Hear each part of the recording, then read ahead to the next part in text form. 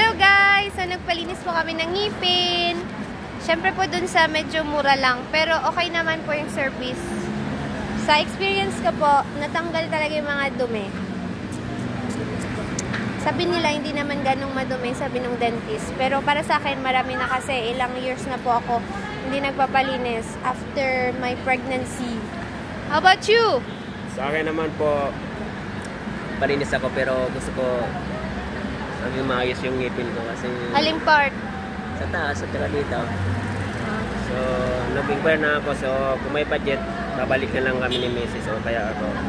Maganda talaga magpalinis ng ngipin eh. Maganda sa pakiramdam na. Ayun, pakiramdam ko, sumakit ang ngipin ko talaga. Hindi. Normal lang talaga yung kasi first time Parang ko magpalinis. oo, kasi parang nangingilo. Nangingilo. O yun, na-experience ko na po yan kasi nagpapalinis na ako before sa Pinas. Ngayon, parang sanay na ako dun sa pangingilo. First time ko kasi kaya talaga mas pagsawa na. Oo. Kaya ito, nagkasuggest ako kung ano maganda para maganda yung ngiti natin. Eh, magpapalagay ako ng brace. Kaso Brace? Ako kailangan may budget tayo. Ito nga daw, parang ititipak. Pero ayoko matipak siya. Sa akin kasi pwede suggest siya lang to eh. Para pag kung ako maganda na pag nagsalita. Tapos yung kulay naman ng ipin ko, natural daw siya. Ganun talaga. Pero pwede naman magpa-whitening. Sa'yo, Natural lang naman. may mga yellow stains lang. Pero Ay, normal. nilagyan ba sa'yo yung kulay pink? Ganun din. Tinanggalan din ako ng parang stain. Okay naman. So Okay, far. salamat po. Tapos saan na tayo pupunta? Sa night market. Ayun po guys. Night market. Pero hindi pa siya night. 5:26 pa lang po. Salamat sa mga mababait na nasa dental clinic. May kabayan, si Miss Camille. Tapos si Dr. Sita. Sinong doktor mo? Si Dr. Ryan. Basta student po. Shout out po. Salamat! So, follow niyo po kami sa YouTube, sa TikTok, sa Facebook. Saan pa ba? Yan lang. So, ngayon magkakaroon kami ng Facebook page ni Mrs. Ang pangalan ng Facebook page namin ay yun.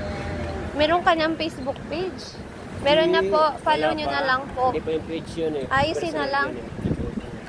Ayusin na lang. Siyempre, walk-walk muna tayo. Walking! Tingin ko talaga natanggal yung mga nandito na naka-stock. Kasi hindi ko siya kayang ako magtanggal, siyempre.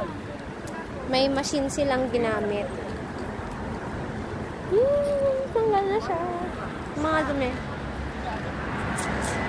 Tapos may stain kasi sa likod ng ngipin. Sa'yo, meron bang stain sa likod ng ngipin?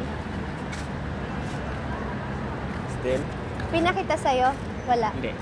Hindi, baka walang stain. Sa akin meron.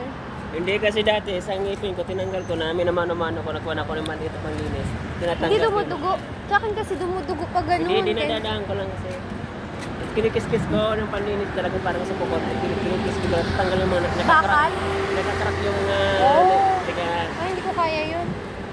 Kaya sabi ko, malinis yung ngipin. Kasi, yung nakarang nga nung doon tayo sa dito may namuha na matigas na itim. Natanggal ko. Natanggal mo? Kapal na. Tara. Kaya guys, tsaga-tsagaan nyo lang paghanap ng dental clinic na swak sa inyong budget at yung mag-explain ng mga kailangan nyo tapos hindi masyadong overpriced. Sabi nga, swak sa budget. Diba? Kasi, meron po kaming nakita, magkano yun? Magpapalinis lang, how much? 200. Mura na siya, mapapamura ka eh. 200 dirhams po. Siyempre, siguro yung may mga budget, yung kasama sa insurance nila, okay na yun sa kanila. Pero, siyempre sa amin na nagtitipid, nagsisimula pa lang sa UAE ulit, ay kailangan namin magtipid. Kaya, okay naman yung service. Naramdaman namin yung kanilang tender loving and care sa aming mga ngipin. Kaya, baka pumulit syempre kami doon. Salamat po. Thanks for watching. Ayan na, thanks for watching na. Bye-bye. Salamat po and God bless po. Thank you.